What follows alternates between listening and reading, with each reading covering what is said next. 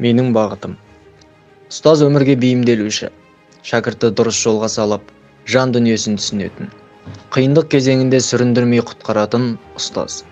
Жас ұрпақ тәрбиесіндегі ұстаздар ұстанатын бұлжымас қағиданың бірі білімділікпен қоса, өзіндік ой-пікірі бар шәкірттер өз легін қалыптастыру болып табылады.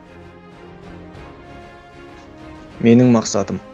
Жас ұрпаққа дұрыс бағыт-бағдар беру, болашаққа саналы көзбен қарауға баулу, өмір жолындағы әр шәкірттің тұлға болып қалыптасуына ықпал ету. 2019-2022 жылдар аралығында Алаш арыстары білім алған Мұхтар Омарханұлы Әуезов атындағы педагогикалық колледжінде білім алдым. Жалпы колледж қабырғасынан бастап көптеген іс-шараларға белсене қатыстым. Ұстаз болуға деген талпыныс, мақсат, арман жетелеп осы шаңыраққа келді. Сары күздегі сап-сары сағынышымды ауылға қалдырып, осы мектепке жұмысқа тұрдым.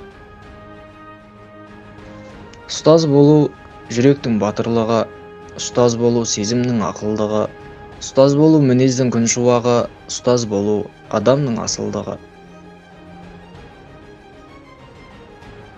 Өмірдегі көп мамандықтардың ішінде жан-жақты білімділікті, икемділікті, шеберлікті, ерекше шәкірт жандылықты, мейірімділікті қажет ететін мамандық та ұстаздық мамандық.